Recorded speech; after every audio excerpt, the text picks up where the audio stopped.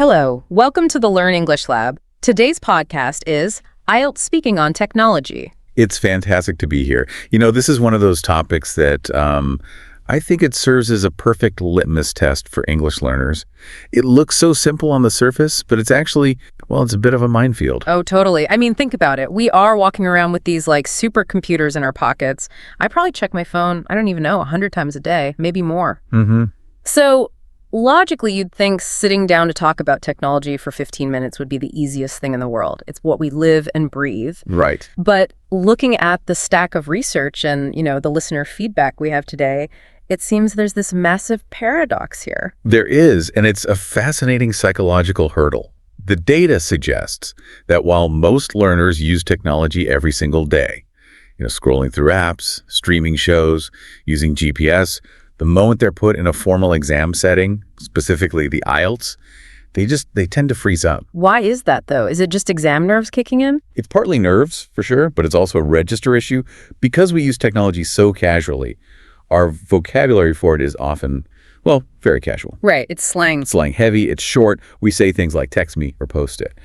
But in an exam like the IELTS, you're being tested on academic and more formal English.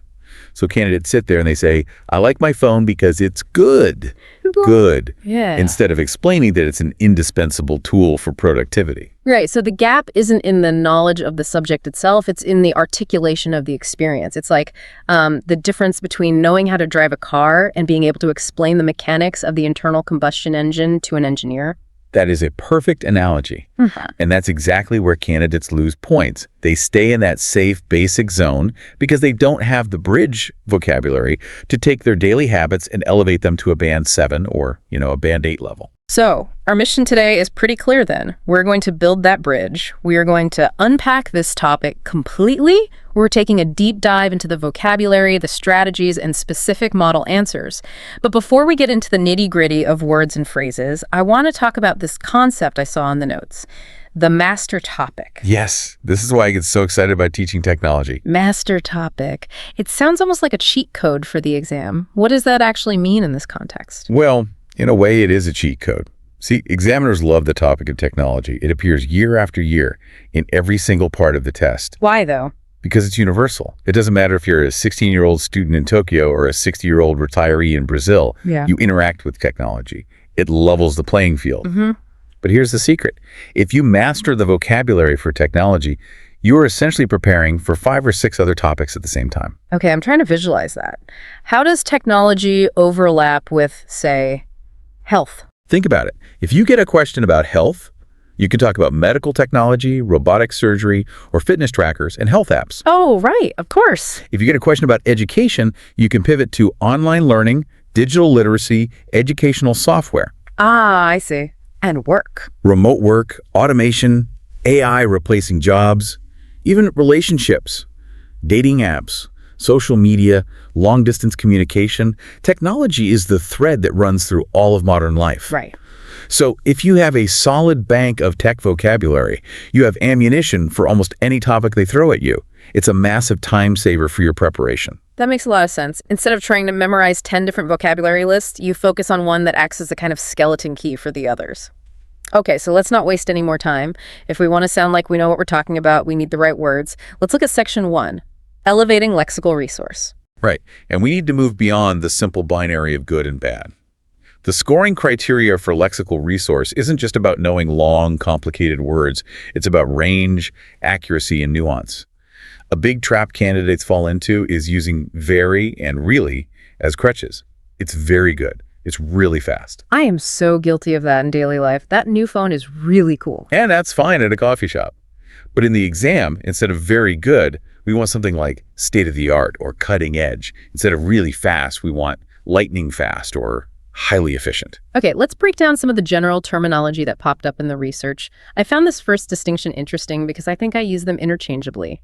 Gadget versus device. Is there really a difference? There is a subtle but important nuance.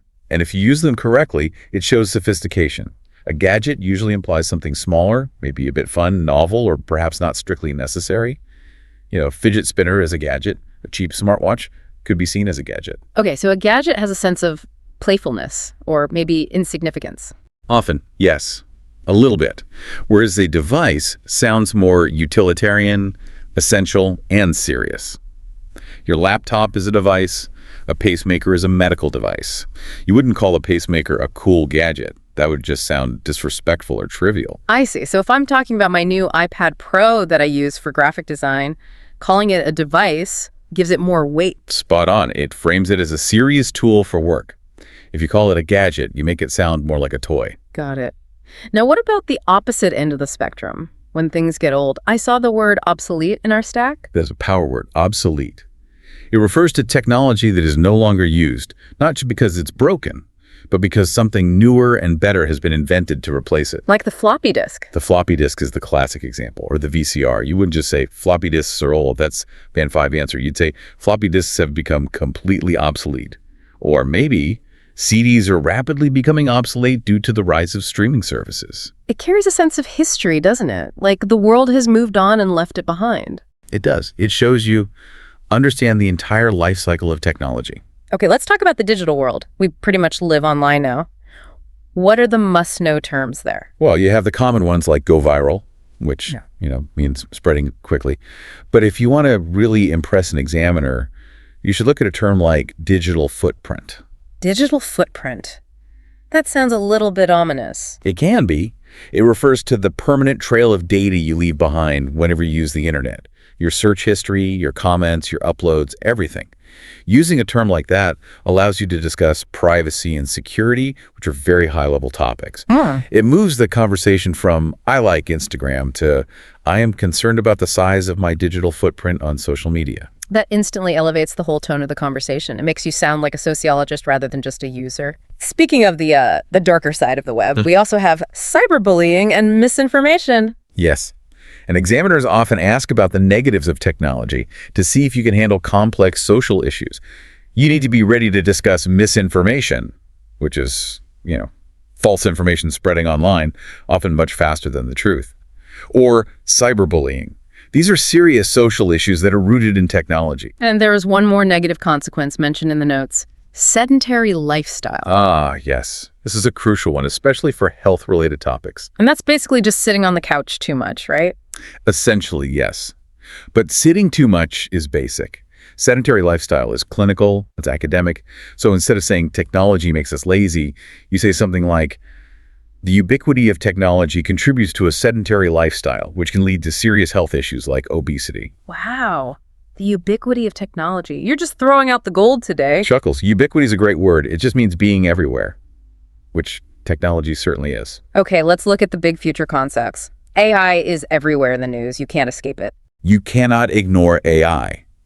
But again, you have to be specific. Don't just say robots. Use a word like automation. That's the process of machines taking over tasks previously done by humans. And then there's the distinction between VR and AR.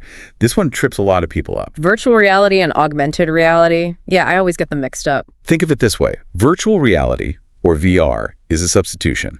You put on a headset, the real world completely disappears, and you are in a computer-generated world. You're fully immersed. Like in the movie The Matrix. Something like that, yes. A total replacement. But augmented reality, AR, is an addition. You still see the real world around you, but digital elements are overlaid on top of it. Think of Pokemon Go, where the little monster appears on your actual sidewalk. Oh, right. Or those furniture apps from IKEA where you can see how a digital sofa looks in your real living room. That's a great distinction. VR replaces reality. AR adds to it. Precisely. Yeah. And knowing that difference shows a certain level of technical literacy. And just one last term from the notes that I think is vital for social commentary. The digital divide. That sounds like a heavy topic for a speaking exam. It is, but it's a crucial term for Part 3 discussions. It refers to the gap between those who have access to technology, fast internet, modern computers, and those who do not, often because of economic or geographic reasons. If you're asked about inequality or education, bringing up the digital divide is a guaranteed way to show high-level thinking and lexical resource. Okay, so we have the bricks, the vocabulary, we have obsolete, digital footprint, sedentary lifestyle. Now we need the mortar. We need the glue to stick them together. The research highlights the importance of collocations. Collocations are just words that naturally go together. Native speakers use them instinctively, often without even realizing it. If you say, I made a research, Gosh, it sounds wrong to our ears. We say, I did research, or I conducted research. It's the difference between sounding correct but weird and sounding completely natural. Exactly. In the context of technology, examiners are listening for these natural pairings. So, for example, when we talk about how technology changes things, I feel like change is a pretty weak word. It is. You wouldn't just say, it changed a lot.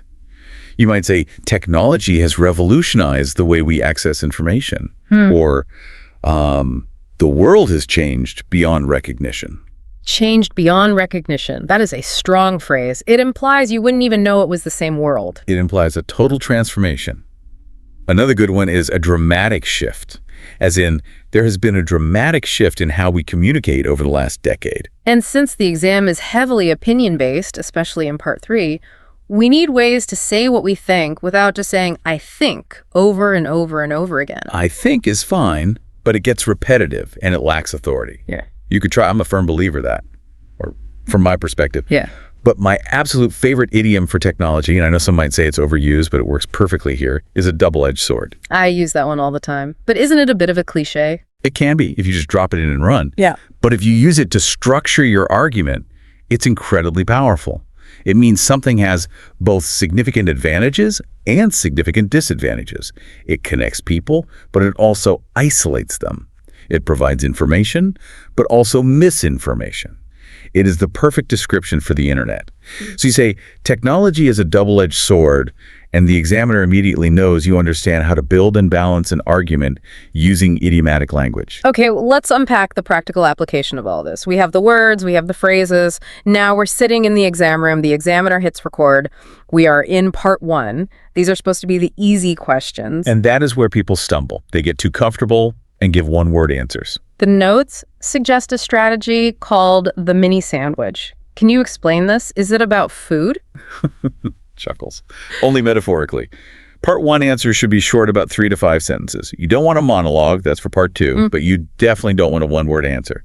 The mini sandwich provides a perfect structure. Top slice of bread, a direct answer, the filling, an explanation and an example, and the bottom slice, an extra thought or a personal reflection. All right, let's role play this. I'll be the examiner. I want to hear a bad answer first and then a really good sandwich answer. Yeah, let's do it. Okay, candidate. Do you often use technology? In a flat tone, yes, I use it every day. Okay. That was painful. I mean, it was grammatically correct, but it was a total dead end. It gives the examiner absolutely nowhere to go. It forces them to do all the work. Now let me try the mini sandwich approach. Ask me again. Do you often use technology? Absolutely. Top slice. I use my smartphone from the moment I wake up to check the news until I go to sleep, streaming podcasts or music, the filling. I'd say it's become deeply woven into my daily routine, the bottom slice. Deeply woven into my daily routine. Well, oh, wow. That is beautiful. It's not just I use it a lot. And I noticed how you listed specific activities, news, podcasts. Specificity is key. It proves you have the vocabulary.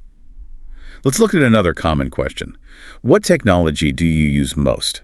Here, the research suggests using an analogy. The Swiss Army knife. Describing the smartphone as a Swiss Army knife because it has a tool for everything. Yes, it's your bank, your map, your fitness tracker, your camera, your communication device. It's everything in one. Calling it an all-in-one device or a Swiss Army knife shows you can use figurative language effectively. What if they ask about something you don't like? Is there any technology you dislike? I always feel like I have to be positive in these exams. No, not at all. Authenticity rings true. If you hate something, say it. In fact, negative opinions often lead to better, more interesting vocabulary. The research gives a great example of disliking voice assistants like Siri or Alexa. I actually struggle with those. I feel really weird talking to a robot in my empty apartment. And that's your answer. To be honest, I find it quite awkward talking to a machine.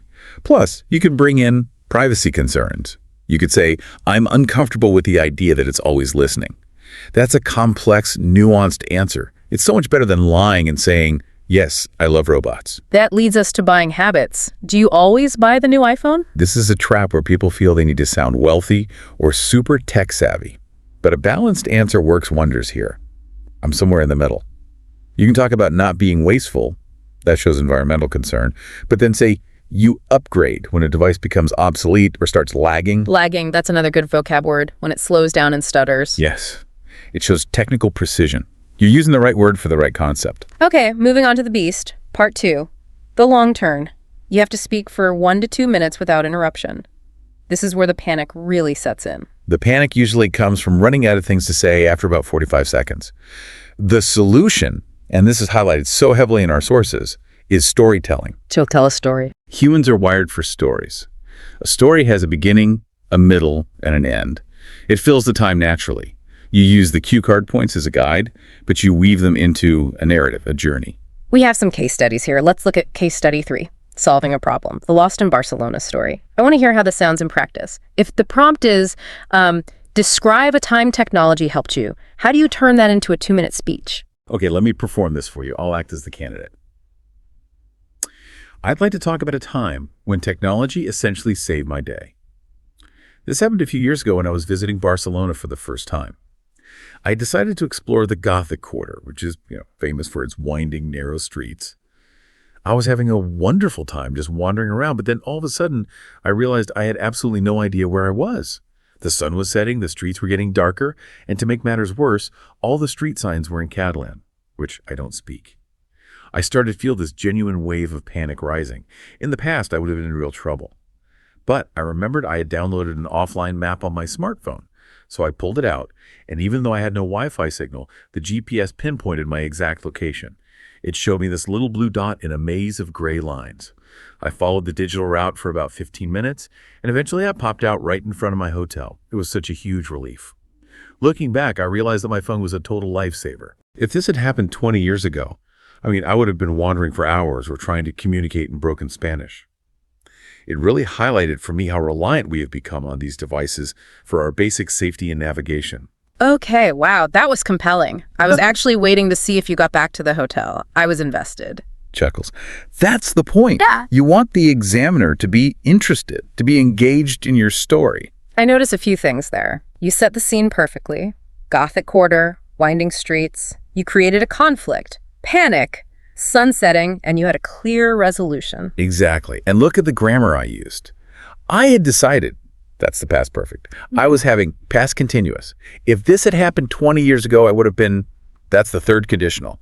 You didn't just list the features of Google Maps, you told a hero's journey, and the phone was the hero. Correct. The technology was the hero of the story. That's the key. Let's quickly touch on another case study because I think it's really relatable. Case study 2, the app. This one focuses on Notion. Notion is a productivity app. A lot of students use it. The narrative arc here is the journey from skepticism to addiction. Okay. So the beginning.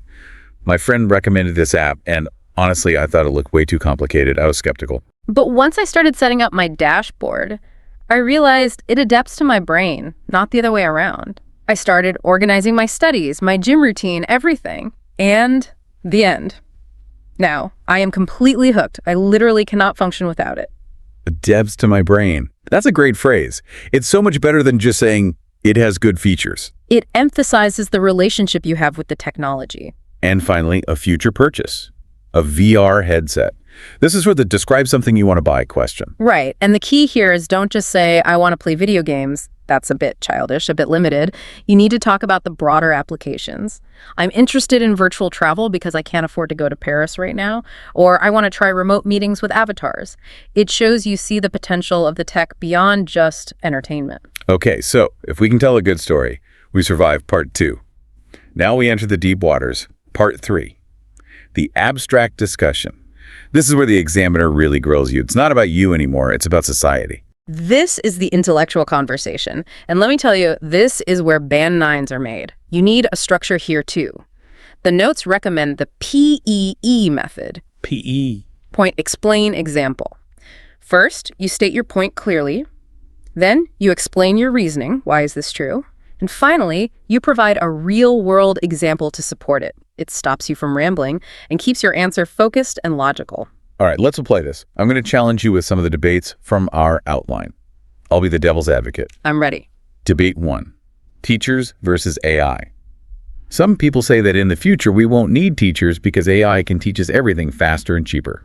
Do you agree? That is a provocative question. I would argue that while AI will certainly transform education, it will never completely replace human teachers. This is because education is not just about the transfer of facts and data, it's about mentorship, empathy, and emotional intelligence.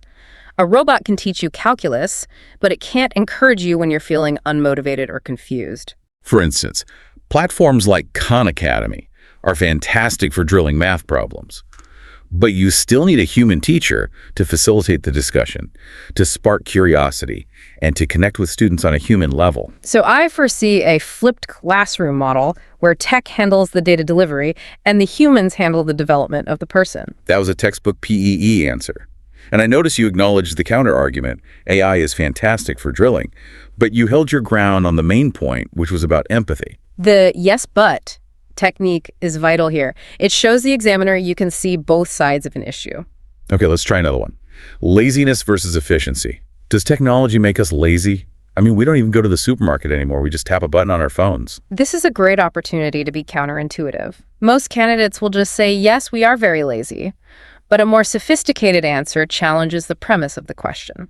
I don't necessarily agree that it makes us lazy. I think it allows for more efficient time management. When we automate tedious or mundane tasks like grocery shopping or cleaning, we're freeing up mental energy and time for more creative or productive work. So if I order groceries online, that saves me 2 hours that I can then spend learning a new language or working on a personal project. As the saying goes, blaming technology for laziness is like blaming a library for ignorance. You have to take responsibility for how you choose to use the tool. Blaming a library for ignorance. I love that. It puts the responsibility right back on the user. Exactly. It shows critical thinking. You aren't just blindly accepting the question, you're analyzing it. One last debate. Communication. Has technology improved communication? Point. It has certainly increased the speed and the volume of our communication, but I worry that it has degraded the quality. We can message anyone in the world instantly, which is amazing. However, a lot of our communication now is text-based, and that lacks tone, body language, and nuance. It's incredibly easy to misinterpret a text message or an email, whereas when you're face-to-face, you can read someone's emotions and expressions. So it's that double-edged sword again. We are more connected than ever, yet perhaps we're also more misunderstood. That nuance, the idea of speed versus quality, that's what gets the high score. Now let's look at the future. 20 years from now, what are we predicting? Speculation is key here. You need to use future tenses and modal verbs. I predict that. It is likely that we might see. No. We are looking at AI managing our daily routines. In health, personalized medicine based on your specific genetics. And in terms of interface, moving beyond screens, we could see brain-computer interfaces or AR glasses becoming mainstream. You want to sound imaginative but grounded in science. Don't say teleportation. That's magic. Say holographic meetings. That's tech. So we have the content, but we need to structure it with good grammar. Section 6 of our notes highlights grammar structures for high scores. I want to do a little grammar surgery. I like the sound of that. Let's take a really basic sentence. Technology is important. How do we upgrade this? How do we give it a makeover? Okay. Level 1 upgrade. Technology is a useful tool. A bit better, but still simple. Levels 2 upgrade. Technology plays a pivotal role in our lives. Okay, now we have a complex noun phrase. Pivotal role. Level 3 upgrade. Cutting-edge technology plays an indispensable role in revolutionizing our daily routines. Wow. Okay, that went from a toddler sentence to a university professor sentence in 3 steps. It's about adding powerful adjectives and stronger, more specific verbs. And what about conditionals? You mentioned them in the storytelling section earlier. Conditionals are the if factor. They show you can handle hypothetical situations, which is a very high-level skill. The second conditional is for the present hypothetical. If I didn't have my smartphone, I would feel completely disconnected. The third conditional is for the past hypothetical. If the internet hadn't been invented, the world would have developed in a completely different way. That third conditional is a real tongue twister for a lot of learners. Hadn't been, would have. It is, which is exactly why using it correctly is such a massive score booster. If you can pull that off smoothly in conversation, the examiner sits up and takes notice. Also, passive voice. Why is that important? It feels a bit stuffy sometimes. It shifts the focus from the person doing the action to the action itself. Instead of saying, companies collect our data, which is active, you can say, our data is often collected without our knowledge. It sounds more academic, more objective. It removes the who and focuses on the what. And then there's hedging. Hedging is absolutely essential for part 3. It means being cautious and nuanced with your language. In academic English, we rarely say, this will happen. We say this might happen, or it is likely to happen. Right. So instead of saying technology destroys relationships, which is way too strong and absolute, you say it tends to be the case that excessive technology use can strain relationships. It sounds much more reasonable. You aren't jumping to these extreme black and white conclusions. Now, we have to talk about the traps. Section 7, common mistakes. We already touched on very, but there is one mistake I hear constantly with this topic. The countable noun trap. I hear this all the time. Technology is usually uncountable. You cannot say, I bought a technology, or I have many technologies in my house. Ugh, that hurts my ears just hearing it. I bought a new technology. It sounds very unnatural. You buy a piece of technology or a device or a gadget. Now, you can talk about technologies in the plural if you mean different fields of technology, like medical technologies and communication technologies. But generally, in casual speech, just treat it as uncountable. Technology is changing fast, not technologies are changing fast. Got it. And the robotic trap. Examiners are trained to spot memorized scripts. If you memorize a paragraph about AI and then you just vomit it out when the question is about mobile phones, you will be penalized. Your intonation goes flat, your eye contact breaks. It's so obvious. The advice is, memorize vocabulary, memorize structures, like the sandwich or PE, but do not memorize full paragraphs. And the off-topic trap. If they ask about education, stick to education. Don't start talking about video games just because you know the words of video games. If you do veer off, use signposting to get back. But returning to the point about education, this tells the examiner you are aware of the tangent and that you're in control of the conversation. And lastly, informality. This is a formal interview. It is not a chat with your buddy at the pub. Don't say cool stuff. Don't say everyone digs it. Use fascinating. Use it captures the interest. Keep it professional. We are coming to the end of our deep dive. Section 8 covers final strategies. You mentioned a technology story bank. I absolutely love this idea. This is my favorite tip for reducing exam anxiety. Before the exam, prepare 3 to 5 versatile stories. A time you got lost. That's for maps. Your first device, that's for nostalgia and change. Learning a skill online. That's for YouTube. The magic is that you can adapt these 3 stories to almost any question in part 2. How does that work? How can one story fit so many questions? Let's take the YouTube story. If the question is, describe a website you use, you tell the YouTube story. If the question is, describe a skill you learned, you tell the YouTube story, but you focus on the skill. If the question is, describe a time you used the internet to solve a problem, you tell a YouTube story. If the question is, describe a free activity you enjoy, you can tell the YouTube story. 1 story, 4 potential questions. That is genius. Yeah. So you prepare the ingredients beforehand so you can cook whatever they order on the day. It reduces the cognitive load during the exam so you can focus on your grammar and pronunciation instead of trying to invent a story from scratch. That's it exactly. What about fillers? What if I genuinely forget what I want to say? I just go blank. It is okay to pause. A moment of silence is better than air, but better than silence are English fillers. That's an interesting question. Let's think about that for a second. Off the top of my head. To be honest, I've never really thought about that before, but yeah, it buys you thinking time while keeping the English flowing. It shows fluency even when you are hesitating. And paraphrasing, what's the deal with that? This is the ultimate safety net. If you forget the word obsolete, don't panic and stop. Describe it. Say, it's, the kind of thing that's no longer used because something newer and better exists. If you forget portable, say, it is really easy to carry around. Paraphrasing is actually a skill that's marked in the exam. It shows you can communicate around a problem. It's not a failure. It's a strategy. And finally, the mindset. It's a conversation, not an interrogation. Authenticity wins. Walk in there, smile, and just tell them what you actually think. If you view it as a chat with a colleague, your body language relaxes and your fluency improves dramatically. Remember, the examiner wants you to succeed. They want to give you a good score, so help them by speaking clearly and confidently. This has been incredibly thorough. I feel like we have really dismantled this entire topic. Let's do a quick recap before we sign off. Sure. 1, technology is the master topic. Master this, and you hold the keys to education, health, and work. 2, upgrade your vocab.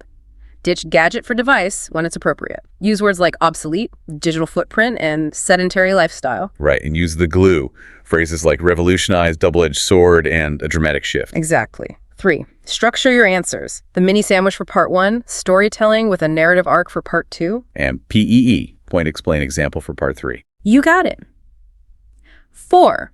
Watch your grammar. Use conditionals, especially if I hadn't, and the passive voice to sound more academic. 5.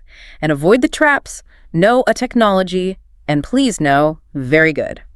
That's a powerful toolkit. I feel like I could go take the exam right now. Thank you so much for breaking this down with such precision. My pleasure. It's all about preparation and practice. Good luck to everyone out there listening. Absolutely. And to our listeners, thank you for joining us in the Learn English Lab. We hope this deep dive helps you smash your speaking goals. Don't forget to like, share, and subscribe to this YouTube channel. Until next time. Goodbye and good luck.